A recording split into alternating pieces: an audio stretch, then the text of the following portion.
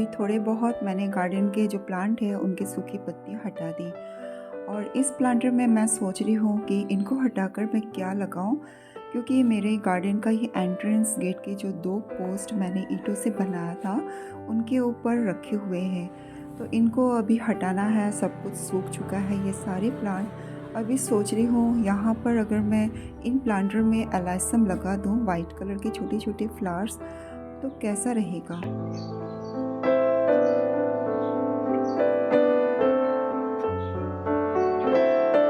फूलों से भरे हुए ये प्लांटर्स बोगनविलिया के कितने सुंदर दिख रहे हैं। अब देखिए ये वही प्लांटर्स है, इनमें फूल नहीं है बल्कि पत्तियां ही पत्तियां नज़र आ रही हैं। अभी हमने इन बोगनविलिया के प्लांट्स को विंटर के लिए रेडी करना है।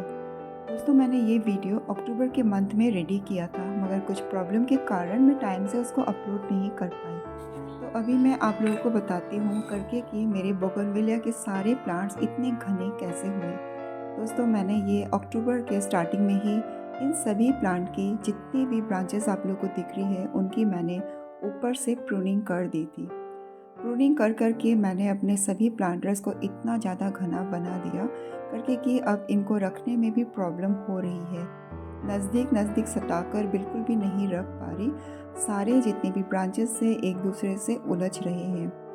अब प्रॉब्लम ये आ गई है करके कि इतना बुशी तो मैंने बना दिया, मगर अब इसको मुझे दूर दूर रखने के लिए काफ़ी स्पेस चाहिए। मगर इन बोगनविलिया के प्लांट्स पर अधिक फूल पाने के लिए इनकी प्रूनिंग बहुत ही ज़्यादा नेसेसरी है। फूलों से भरा हुआ प्लांटर बहुत सुंदर दिखने लगेगा कुछ ही दिनों में। तो फिर चलिए इनका आगे का काम अभी स्टार्ट करते हैं।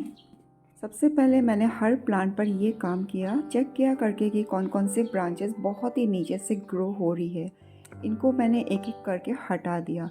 अगर हम इन नीचे जो मिट्टी को टच हो रही है या प्लांटर को टच होने वाले इन ब्रांचेस को नहीं हटाते तो इन प्लांटर्स पर काम करना बहुत ज़्यादा मुश्किल हो जाता है।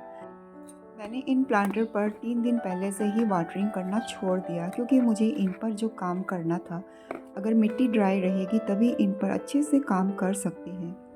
इन दिनों आप लोग देखेंगे करके कि बोगनविलिया के सभी प्लांटर्स में ऊपर से ड्राई लीव्स पड़ी रहती है, क्योंकि इन दिनों अभी बोगनविलिया अपने सारे लीव्स को धीरे धीरे झड़ाने स्टार्ट कर देगा। तो इनको अभी हटाकर साफ़ करना बहुत ज़रूरी है। वैसे देखा जाए तो दोस्तों, बोगनविलिया को वाइडली जहाँ पर भी उनके ब्रांचेस फैलते हैं उस तरह उनको फैलने देना चाहिए। देखिए, अगर हम गुड़ाई करते हैं तो ऊपर की जो सॉफ्ट रूट होती है उनकी भी इस तरह से प्रूनिंग हो जाती है और काफ़ी स्पेस मिल जाता है अपनी रूट्स को फैलाने के लिए। दोस्तों, अभी जैसे मैंने कहा, बोगनविलिया के जो ब्रांचेस होते हैं जिस तरह से भी वो फैलते हैं फैलने देना चाहिए वाइडली। मगर हम इनको एक लिमिट स्पेस में अपने गार्डन में एक लिमिट एरिया में ग्रो करते हैं, तो ज़्यादा स्पेस हम लोग दे नहीं पाते, इसीलिए हम लोग उनकी प्रूनिंग कर कर के उनको छोटा और बुशी बना के रखते हैं। अभी सुबह का वक्त सभी की गुड़ाई और खाद डालने का काम करूँगी और पूरे दिन के लिए इनको ऐसे ही छोड़ दूँगी।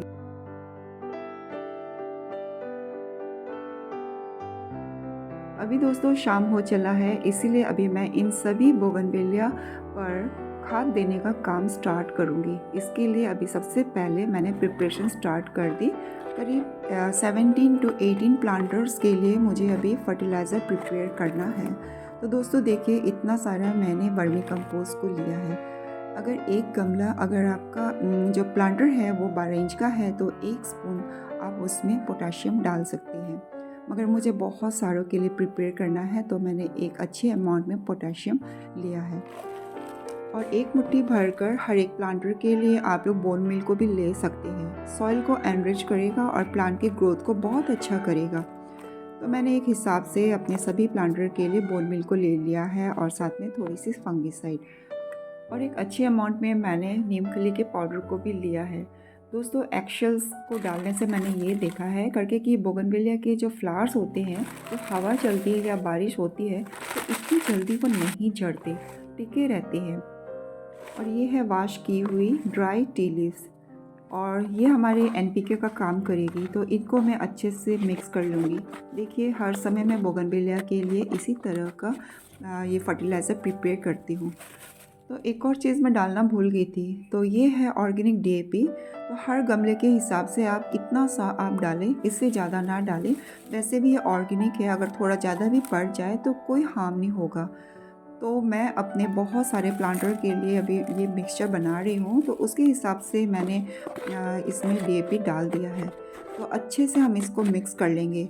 तो दोस्तों, ये जो बोगनविलिया के प्लांट्स होते हैं बहुत ही हाई फीडर वाले होते हैं, इसीलिए तगड़ी अमाउंट में हमें इनकी जो फर्टिलाइज़र है बहुत ही रिच बनानी पड़ती है।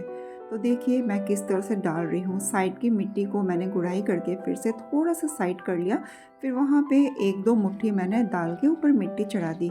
इसी तरह मैं अपोजिट साइड में भी करूँगी। मिट्टी को साइड कर लिया, वहाँ पे भी मैंने मिक्स किए हुए फर्टिलाइज़र को डाला और ऊपर से मैंने मिट्टी चढ़ा दी। अब दोनों हाथों से इनके सॉइल को अच्छे से मिक्स कर देंगे। आप लोग एक और तरीके से भी फर्टिलाइज़र प्रोवाइड कर सकते हैं। ऊपर की जो मिट्टी है उसको आप हटा लें, जब तक उनके रूट्स ना दिखे उतना हटाने के बाद आप इनमें फर्टिलाइज़र डालें, फिर ऊपर से हटाए हुए मिट्टी को चढ़ा दें। मगर वो थोड़ा लेंदी प्रोसेस होता है, इसीलिए मैं हर समय ऐसे ही करती हूँ। साइड की मिट्टी को हटाया, वहाँ पर फर्टिलाइज़र डाला, फिर इस साइड की हटाया, फिर वहाँ पर डाल के अच्छे से फिर से हम मिक्स कर दें। अगर हम बिना मिट्टी को साइड के या हटाकर फर्टिलाइज़र प्रोवाइड करते हैं, ऊपर ऊपर डाल देते हैं, तो क्या होगा, जब हम पानी डालेंगे तो सारा जितना भी हमने खाद वगैरह डाला है ऊपर की तरफ आ जाएंगी। इससे प्लांट को कोई भी लाभ नहीं होगा। तो देखिए ये काम करते मेरे हाथों में कितनी खरोच आ रही है। यहाँ पर एक बात बताना चाहूँगी दोस्तों, मुझे बोगनविलिया पर काम करना बिल्कुल भी पसंद नहीं है, क्योंकि हाथों में इनके कांटों के द्वारा बहुत ज़्यादा खरोच आ जाती है, फिर भी हमें ये सब करना पड़ता है। तो देखिए इन प्लांटर्स पर काम करते वक्त मेरे हाथों में कितनी ज़्यादा खरोच आई है, क्योंकि जब ये काम करे तब ग्लव्स भी नहीं पहना जाता, ग्लव्स पहने तो उनको भी वो फटा देता है। तो इसी तरह हमें काम करना पड़ता है। अब दोस्तों इन प्लांट्स पर मेरा सारा काम ख़त्म हो चुका। अब बारी आती है इनको एक बार में ही अच्छे से पानी डालना। आप लोग इनको ऐसे भी छोड़कर सुबह के वक्त में भी डाल सकते हैं, मगर मैं अभी ही डाल रही हूँ क्योंकि मैंने काफ़ी दिनों से इनमें पानी नहीं दिया था। फिर उसके बाद इनको बहुत ही कम वाटरिंग करना है। बहुत अच्छे से जब मिट्टी सूखे तभी इनके ऊपर नेक्स्ट वाटरिंग करें, और जितना कम इनमें पानी डालेंगे उतनी जल्दी इनमें बहुत अच्छे से फ्लावर्स आएंगी।